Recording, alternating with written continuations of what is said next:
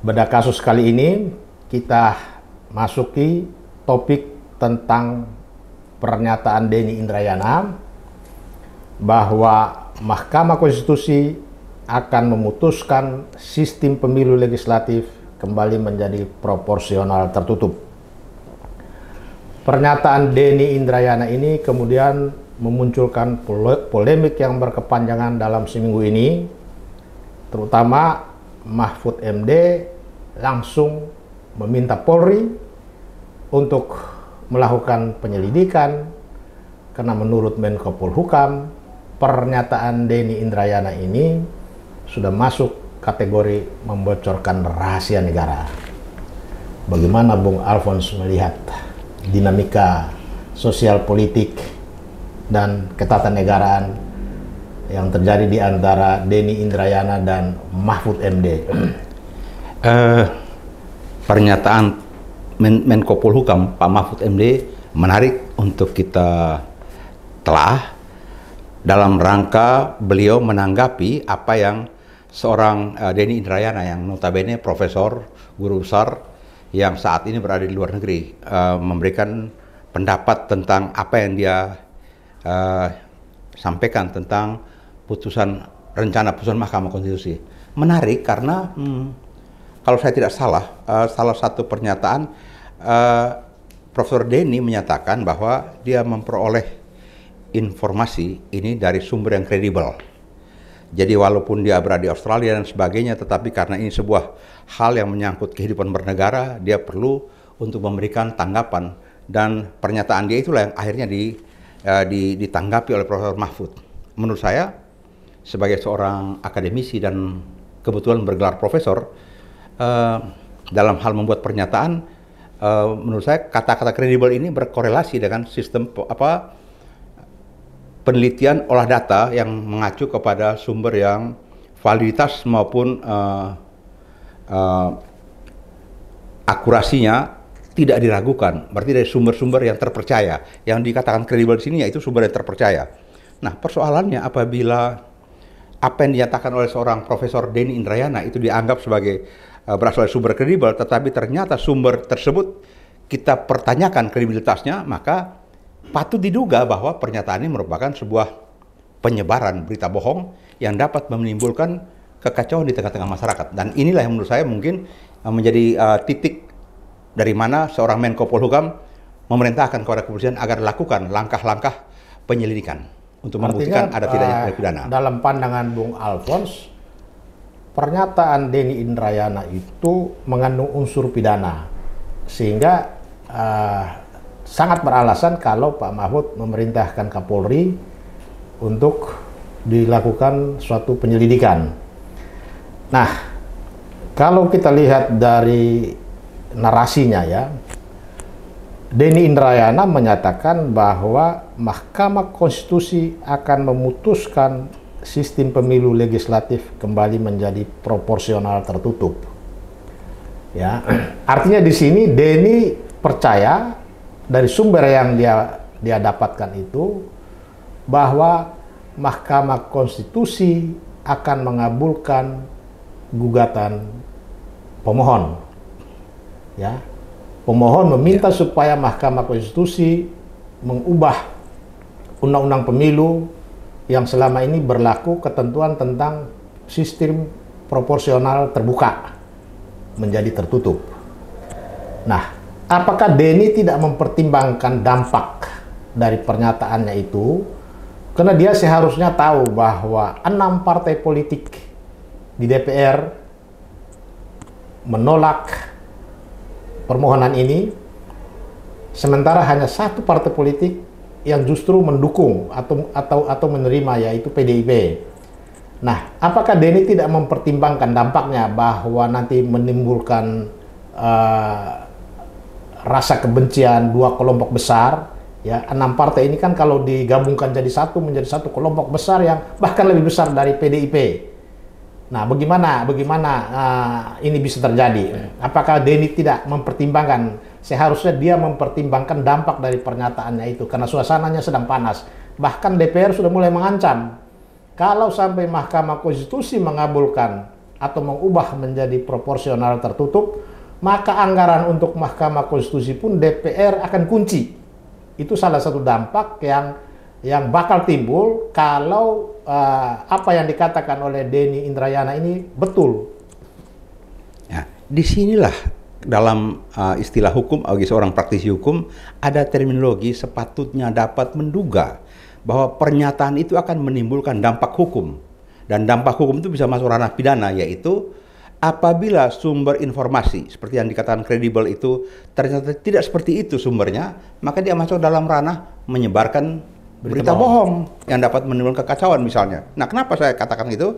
Karena sebuah keputusan Mahkamah Konstitusi ada tahap-tahapan tertentu, di mana ada sidang, di mana akan diputuskan dan sebagainya, itu ada bertahap-tahap yang harus ditempuh. Nah, sedangkan sampai dengan sebuah keputusan diumumkan sampai berkekuatan tetap baru bisa jadi dokumen publik atau bisa menjadi sebuah pengetahuan umum. Tapi sebelum masa persidangan dan belum diputuskan, ini masih merupakan hal yang menjadi rahasia di dalam institusi Mahkamah Konstitusi sendiri. Bagaimana seorang profesor hukum bisa mengatakan bahwa dia sudah tahu putusan ini? Bisa kita bayangkan betapa bahayanya berbagai keputusan di dalam putusan tingkat pengadilan di berbagai tingkat apabila setiap orang bisa mengomong keluar, entah itu dari Pak Hakim, Panitera, ini akan menjadi kekacauan karena menimbulkan ketidakpastian hukum nantinya. Sedangkan apa yang dinyatakan oleh seorang Profesor Denny ini, kalau kita tadi melihat bahwa 6 partai politik sudah sikap bahwa menolak dan sebagainya, ini akan menimbulkan kekacauan yang nggak mudah. Konflik horizontal bisa terjadi. Nah, ini yang kita perlu khawatirkan, karena saat ini kan kita sudah tahu daftar nama-nama sudah masuk dan sebagainya, dan setidaknya masing-masing partai punya orang sudah mulai lakukan kegiatan-kegiatan. Nah, ini akan menimbulkan ketidakpastian hukum dalam hal ini. Apakah kita bisa katakan bahwa Denny Indrayana sedang melakukan provokasi untuk menimbulkan kegaduhan? Karena dia kan harusnya memahami betul bahwa apa yang dia lakukan dengan menyampaikan sesuatu yang tidak benar, sesuatu yang dia patut menduga bahwa Mahkamah Konstitusi belum masuk sampai pada tahap untuk memusyawarahkan putusan perkara ini. Tetapi dia secara prematur sudah menyampaikan bahwa Mahkamah Konstitusi akan memutuskan dengan putusan mengabulkan permohonan pemohon, yaitu apa? Proporsional tertutup. Nah, di dalam undang-undang tentang ITE, perbuatan menyampaikan atau menyatakan sesuatu yang bersifat ujaran kebencian itu merupakan sesuatu yang dilarang. Nah, harusnya Denny Indrayana tahu bahwa dia bisa saja lolos dari tuduhan membocorkan rahasia negara. Tetapi dia tidak akan lolos dari pasal tentang perbuatan yang dilarang yang diatur di dalam Undang-Undang ITE, yaitu apa? Dilarang untuk menyampaikan sesuatu yang bersifat menyebarkan informasi yang ditunjukkan untuk menimbulkan rasa kebencian dan permusuhan individu atau golongan. Ya, menurut saya hari-hari ini sebenarnya Profesor Denny sedang berperan bukan sebagai seorang akademisi dan ilmuwan, tapi lebih banyak sebagai tukang sihir atau ahli tenung, juru ramal. Karena kalau peramal ataupun tukang sihir, dia tidak perlu mengacu pada referensi atau sumber-sumber yang kredibel, terukur atau kredibel. Karena kan kita tahu ya, di S2, S3, S1 misalnya, kalau mengutip sesuatu pasti ada catatan kaki. Dan dosen pembimbing akan ngomong ini, sumbernya ini kredibel atau tidak. Atau ini acuannya terlalu lama dan sebagainya. Nah, ini kan seorang profesor itu betul-betul dia memahami prinsip-prinsip di dalam mengumpulkan sebuah konklusi. Nah, ini yang kami agak heran, karena ini seorang muda yang memang banyak baca, dan kalau lihat gelarnya itu S1-nya lokal atau dalam negeri, S2, S3-nya luar negeri. Gelar-gelar luar negerinya di belakang itu, seperti itu, PhD dan LLM dan sebagainya. Bagaimana pola analisa seorang akademisi serupa ini? Betapa berbahayanya orang-orang seperti ini memberikan opini, atau mungkin dia berpikir dia seorang ahli, memberikan pendapat ahli. Padahal kalau kita lihat dalam hukum acara, pendapat ahli yaitu pendapat seseorang karena keahliannya. Nah, keahlian dia di mana? Bidang hukum. Dan dia tahu konstruksi hukum. Menyebarkan berita bohong yang tidak berdasar, itu bahaya, ada sanksi pidana. Jadi dalam pernyataan beliau, dia tahu benar kapan tuh masuk dalam ranah hukum dan sebagainya. Justru saya meragukan di mana pengetahuan, karena ini pengetahuan dasar, bukan nggak usah S3 lah, S1 tahu nih menyebarkan berita bohong. Lebih tahu S1. S1 lebih tahu. Atau kita pertanyakan, ini jangan-jangan beliau ini punya gelar ya seperti itu yang perlu kita patut dipertanyakan gitu. Ya. Nah, di dalam undang-undang tentang kekuasaan kehakiman itu kan ada mengatur tentang ajas-ajas penyelenggaraan kekuasaan kehakiman. Di situ terdapat ajas tentang kekuasaan kehakiman yang bebas dan mandiri. Kemudian segala campur tangan di luar urusan peradilan oleh pihak lain di luar kekuasaan kehakiman dilarang, kecuali dalam hal-hal sebagaimana dimaksud dalam UUD 45. Nah, apakah dengan Denny Indrayana menyatakan bahwa dari sumber dia yang kredibel, dia mendapat informasi Mahkamah Konstitusi akan memutus dengan proporsional tertutup. Nah, dapatkah sumber informasi Denny Indrayana ini bisa kita katakan terjadi upaya untuk mencampuri kekuasaan hakim di dalam Mahkamah Konstitusi yang pada saat ini sedang menuju ke tahap untuk merumuskan putusan. Masing-masing hakim pasti sedang menyiapkan diri untuk merumuskan putusan seperti apa yang nantinya akan dimusyawarahkan. Yeah. Nah, pernyataan Denny ini memperlihatkan bahwa ada upaya dari kelompok, katakanlah kelompok Denny Indrayana, sedang mempengaruhi jalannya peradilan di Mahkamah Konstitusi, ya, melakukan sebuah campur tangan di dalam urusan persidangan Mahkamah Konstitusi yang seharusnya tidak boleh dilakukan oleh siapapun kecuali oleh orang-orang atau pihak-pihak yang oleh Undang-Undang Dasar 45 dibolehkan. Misalnya dalam hal ini hanya presiden, tetapi presiden juga dibatasi dalam kasus-kasus tertentu, misalnya memberikan grasi, ya, atau amnesti dan lain-lain. Itu kekuasaan kehakiman yang dikecualikan, bisa dicampuri. Di luar daripada itu tidak boleh. Nah, bagaimana Bung melihat dari aspek ini, ajas-ajas peradilan? Kalau kita melihat asas peradilan dengan menganut independensi, di mana masing-masing hakim tersebut sedang mempersiapkan berbagai argumentasi untuk nanti masuk dalam persidangan dan sebagainya dalam rangka membuat keputusan.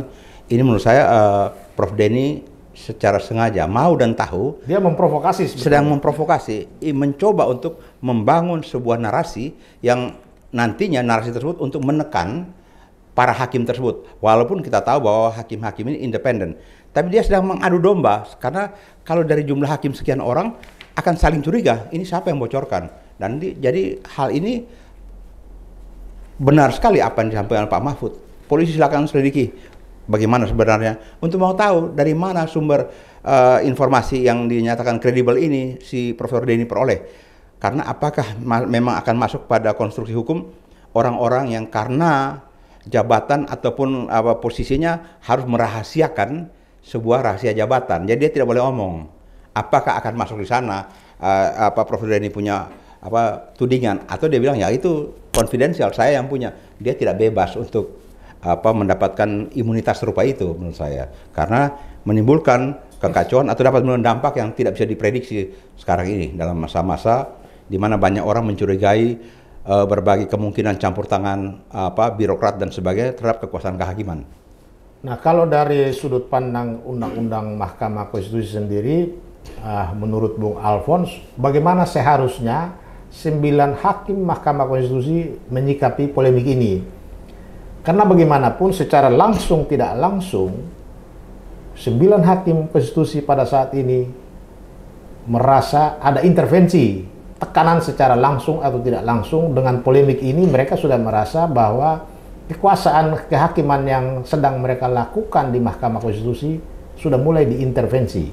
Apa yang sebaiknya 9 hakim ini lakukan dalam menangkal? Karena DPR sendiri sudah mulai mengancam apabila nanti hakim mengabulkan dengan sistem proporsional tertutup, maka anggaran untuk Mahkamah Konstitusi akan dibatasi atau bahkan sama sekali tidak diberikan? Kalau menurut saya para hakim Mahkamah Konstitusi sudah bersikap dalam artian sudah ada pernyataan bahwa Mahkamah Konstitusi dalam hal ini belum sampai pada tahap menyidangkan ataupun rapat untuk membuat rencana keputusan ini, belum pada tahap itu. Dan demikian mereka harus menjaga independensi dan betul-betul memang ini bukan bocor di dalam atau ini sebuah halusinasi dari seorang Denny Indrayana untuk ingin mengail di air keruh dalam hal ini untuk hal-hal yang tidak bisa kita prediksi karena dia seorang pakar, seorang mantan wakil menteri dan seorang profesor yang seharusnya dia tahu benar prinsip-prinsip ilmu pengetahuan dalam menyampaikan sesuatu kebenaran hukum gitu. Jadi independensi dan pernyataan dari Mahkamah Konstitusi bahwa belum itu sebuah sanggahan yang tepat untuk bisa membantah bahwa apa yang Denny Indrayana omong itu sebuah halusinasi, fata morgana di padang pasir mungkin saja.